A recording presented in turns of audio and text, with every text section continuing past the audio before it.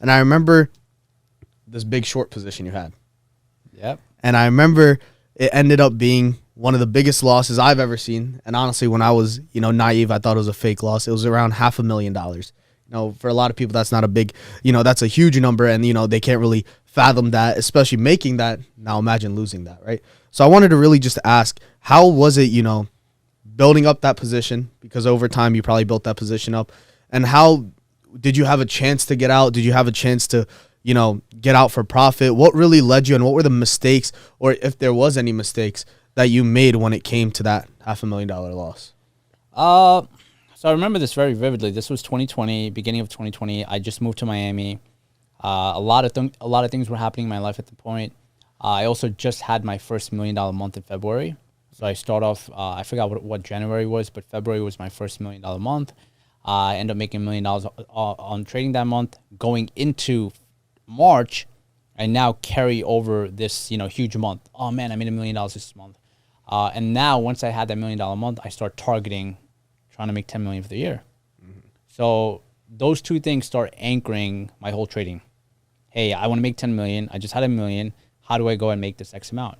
So now mentally I start looking for different opportunities. So I was shorting SPY at the time, almost every day on the open, just hammering the short, because, the whole Corona stuff was going on.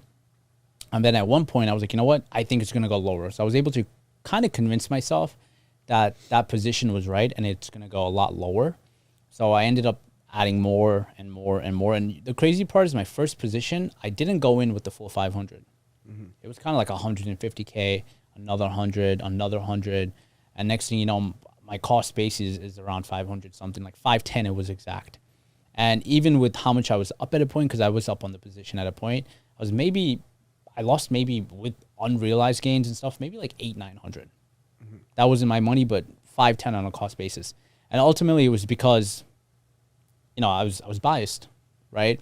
And the market did, in my opinion, at that moment look good for a short. But when the Fed stepped in, right, I wasn't able to grasp the whole concept and realize what was actually happening in the market. And when I got confused at the exact moment, and I should have taken a step to the side and maybe took off half or maybe closed my position and taken a 30-40% loss, I was like, no, I'm right. I have to be right. And also I think there's a social pressure that comes with it, where once you put something out on social media and people are like, oh no, you're going to be wrong, you go, screw it, let me add more.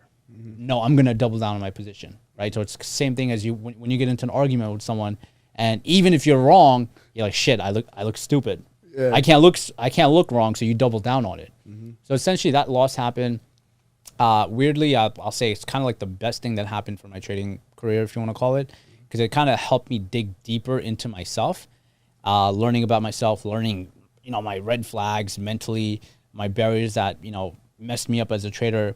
And that ultimately allowed me to have my biggest year the year after, mm-hmm. right? So in a way, it was a good thing looking back at it now. But if I never had a good year after, it would have still been like the worst thing.